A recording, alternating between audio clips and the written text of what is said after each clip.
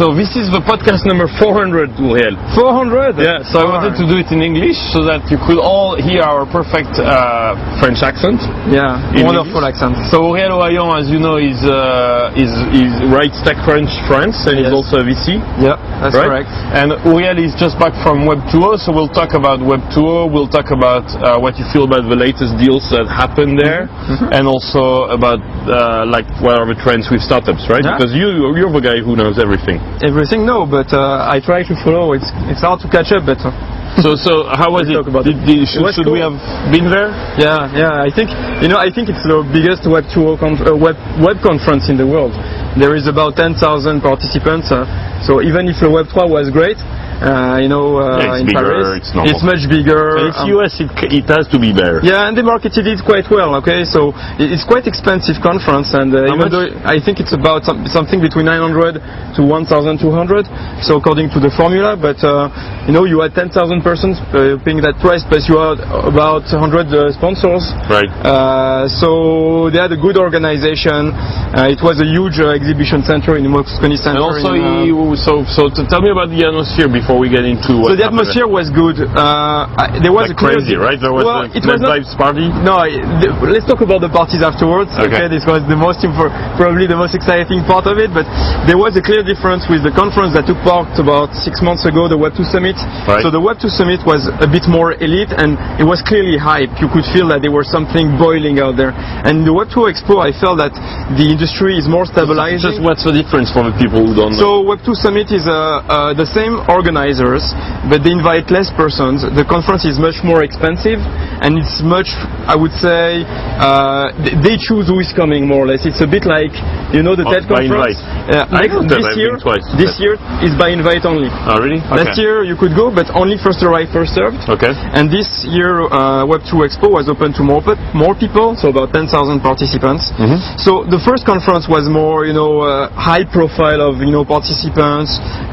You could feel something is boiling. You can feel that there was still the energy of creating something exciting. I thought this Web2 Expo was more about stabilizing the business, people trying to do business and not creating just features. So I had this feeling about things are getting like more mature. So no bubble. I don't think you can say there is a bubble. There is clearly a trend that there is too many companies, and probably most of them are going to die. But doesn't mean there's going to be a bubble and an economic collapse of the industry. Okay, so the parties. Already? No, wait a second. I want to talk a bit more about the conference. Okay, go ahead. So what was cool, important there? I met with many, first the panels. There were a lot of interesting panels. They addressed all the, big questions of the internet industry, advertising, product, micro-format. Because we know all that stuff, right? For me, the thing there were a few interesting panels, like the one on micro-format, but I don't want to talk about it now because it's a bit technical, but it's a way for the web to be better organized, better structured, and then to find more useful information. Okay. So this is a trend that's going to grow more and more for the next couple of years. There was a major trend in anything that's related to virtual worlds, and that Second Life is just the beginning of a long story. So there is still buzz about Second Life. There is still buzz. I think it kind of died already. But the main focus is not on Second Life anymore. You have other communities like for example Gaia Online. Yeah. Like for example Club Penguin. You blogged it. Yeah, I blogged it. But you have also Club Penguin, which is a major hit with kids. Club Penguin. Club Penguin. Penguin. Penguin. Sorry, the French accent. And they have millions of users. They're generating tons of cash. So Second Life is just the visible side of the iceberg. But and there are other companies coming in that sector. I invested recently. Well, I cannot say in part of that sector. So because Ouriel is also a VC. Yeah. So we will tell more soon. So there is a clear trend around that. There were interesting panels on advertising, on investment. Okay, so what's the best panel for you? The best panel was the panel on VC because the content was totally boring. Okay, and I can tell I work in the industry, but it was so fun and so entertaining. So there was there David Ornick, that you know, he was at the Web2.0. He's a killer speaker. I mean, if you guys organize a conference, invite him. He's really great. The moderator, he's everywhere, right? Yeah, he's everywhere. Michael Harrington from TechCrunch.com was moderating. Jeff Clavier was on the panel. So a guy from Benchmark. I don't have to go to the US to you know these people. But for the people who are there, it was great, and it was so funny because Michael was trying to explain there is a major difference between traditional VCs and business angel, and there is a war between them to catch the best startups at a very early stage. But nobody was agreeing with him, and they were kind of fighting. And so anyway, it's impossible to explain. If you can see the video on Google or somewhere else on YouTube, see it was very funny. Okay, what else? I saw a very interesting panel on virtual worlds. This one was very, very well moderated with very good content. I went, of course, to see Eric Schmidt, who was announcing there that they're going to release a PowerPoint version by Google. Microsoft, Google PowerPoint. So my bet is gonna be the name is gonna be Google Slide. It could be a good name. But that's amazing. I don't know about you because, but you know, like, so I had to download the document because I was in a train like today. But other than that, everything is online. Everything is in Google Documents. They hold my life. Yeah, it's funny. Me too. I see my life is moving from my desktop to online, and I think it's going to be a trend. It's very early now, but more and more people are going to use the web as a platform as their main desktop. There are already some companies that are trying to convert to even build desktop online. Okay, I saw a couple of companies doing that in Web2 Expo. So how about video? So video is still a trend. Hot or? It's still hot. It's not as hot as 6 months ago after the acquisition of YouTube. But what you can feel right now is that the major question is not so much can we find content on the web, or is there a way to find videos on the web? It's more about how do you make money out of this. Okay, how do you monetize all this infinite content that you can find on the web?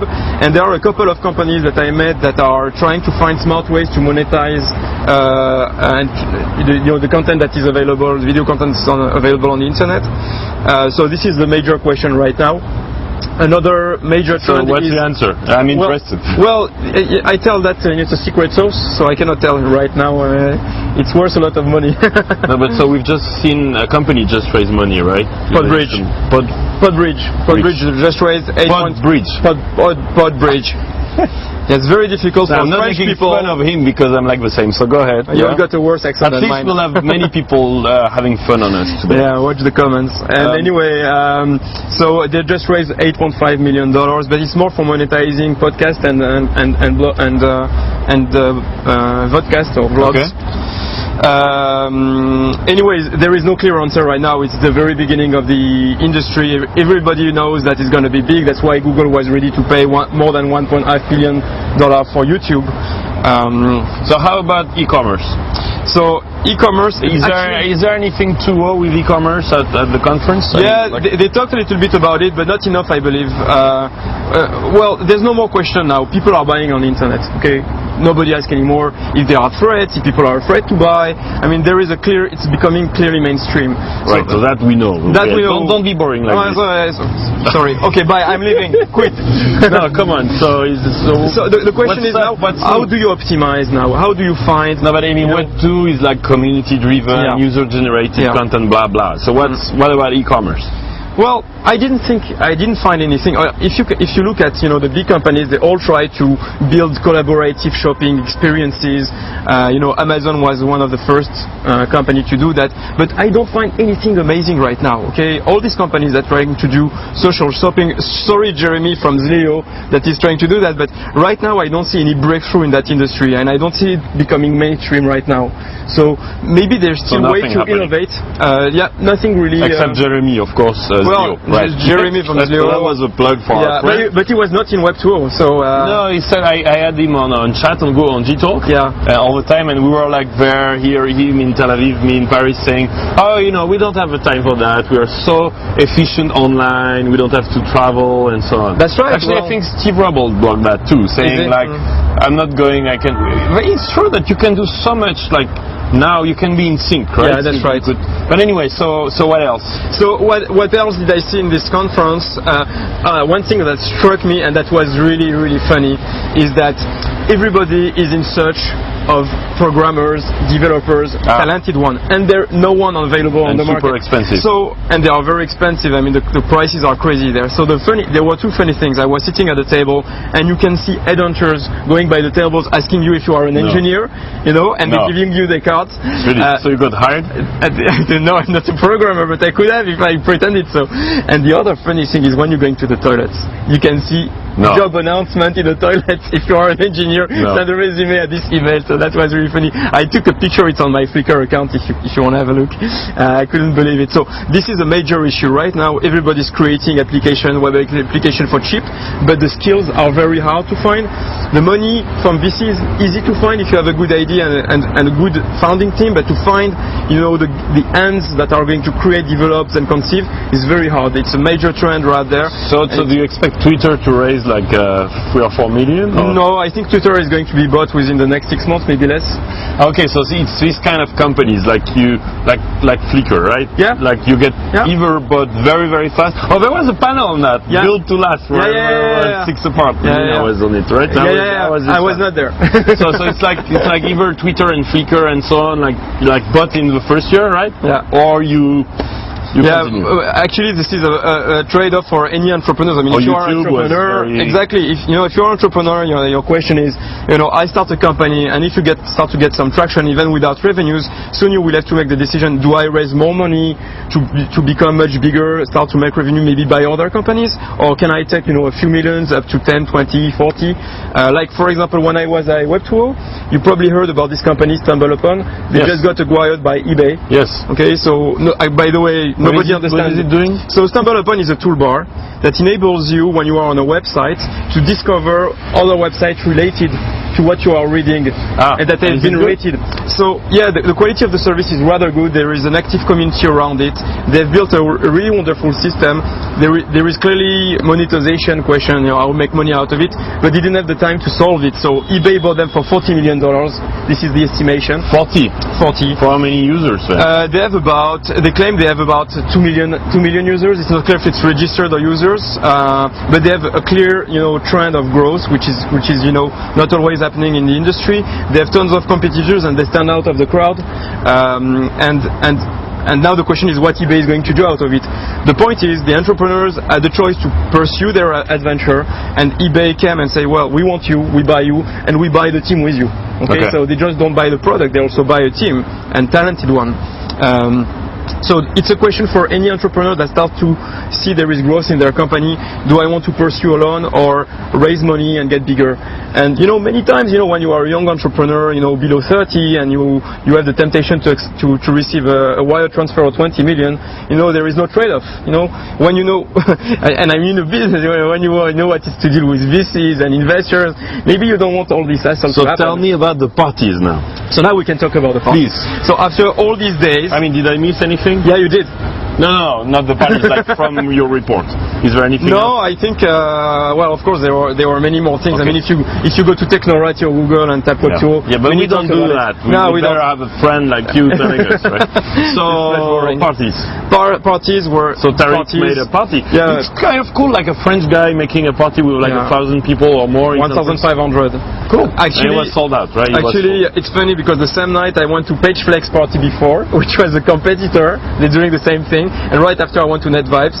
So there were clearly two different parties. At the same time? Yeah, no, one before the other. Okay. No, NetVibes party was really cool. But NetVibes is still the leader, right? Oh yeah, by far. Okay, and they received 1,500 persons, and there was a lineup outside which was just crazy. I was lucky enough to get there early. You should get yourself a camera like this and video blog a little more. Yeah, actually I tried to do that with my little camera. Yeah, I saw that. So you saw it's not very good quality. Maybe I should get one of those. You should. Yeah. So what other parties were? So I went to the Dick party. The Dig? Dig. No, Dig. D-I-G-G. Okay. Everybody knows that in the US. Okay. Yeah, I saw everybody twittering about that. Yeah, it was great. I received my Dig t-shirt. Did they do a podcast during the Dig party? I didn't pay attention. I met with Kevin Rose, the founder. I didn't have the time to chat too much with him, but there was a lot of famous bloggers were there, like O.M. Malik was there, Richard McManus, who writes Read White Web, was there. Right. Frank Gruber was there, so it was good for networking. It was a cool atmosphere. They created some kind of VIP corner, for free drinks, etc. They made some kind of crazy competition of creating some kind of geek gadgets. I didn't really understand. This is very like bubblish, no? Yeah, well, but they didn't spend too much money on it actually. Okay, so it's not like okay. No, it was not too crazy. So how about the deals? Like, how do you see like the last large deals that happened, like DoubleClick and Google? Yeah, this is the latest largest deal that happened on the internet. Google buying $3.1 billion DoubleClick. So DoubleClick is like an institution in the internet. It's like a more than 10 years old company. It's an old You've been there for a while, you know them, and they've been there forever. They've been, they raised several times money. They were sold for $1 billion to an hedge fund that sold them right now for $3.1 billion. So they made an added value of $2 billion, which is not too bad after 2 years. And Google is clearly, is putting the message on the table. We don't want to be only a leader on text links. We want to be a leader in advertising on the internet, whatever the format is, whether it's banners, whether it's video. Video doesn't happen yet, so like video. No, they don't have still the expertise that DoubleClick, for example, has in how to create the best format, deliver the best message to the right person. So by acquiring, DoubleClick acquired a nice startup company in the video industry. They also acquired a German company which has the best ad servers in the market, which is called Fast. Right. No, not Fast. Sorry. Whatever, a German company. The name will come back. So it's this really is a sign of getting old. Yeah. Well, you see my white hair. It's terrible. Yeah. And so clearly, DoubleClick sends a message to the market. Guys, we're also going to be present and we're going to be very serious about other companies. So everybody is asking me if this price is too much paid. Okay? So what do you think? So let's put the things in perspective. Okay, DoubleClick is a company that is doing 300 million revenues a year. Okay, so they pay 10 times the year, which is a high ratio. Okay, they were on bid with Microsoft. Yeah. Okay, so Microsoft was trying to. Yeah, okay. Microsoft was trying to get them. So it's also a message that Google said, Microsoft, we don't want you to get that company, so they probably paid maybe a bit of premium to get it, but it's not sure. Anyway, they were in competition to get that company. I'm not sure it's very, very expensive given the company has revenues, given the fact that Google has the network to optimize, all the existing portfolio of DoubleClick or their customers that they have. If they manage well the integration and the integration within Google, I think it was worth the price. Okay. It's definitely it shouldn't be compared to YouTube because YouTube was not making revenues. Right. It was paid in action, not in cash. Right. DoubleClick was paid in cash.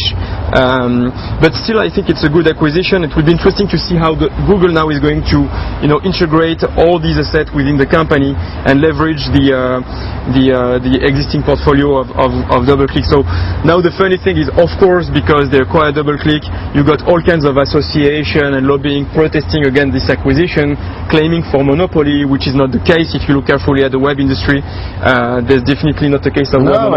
Google will look more and more like Microsoft. Well, this is the question. Today Google is very good at a few services, like search, email, video with YouTube. But if you look carefully, they have not been very good so far at social network. Right. They have not been very good so far at producing content. And I'm putting YouTube aside. So there are clearly areas that are missing, and they are probably looking for more acquisition deals for the next future.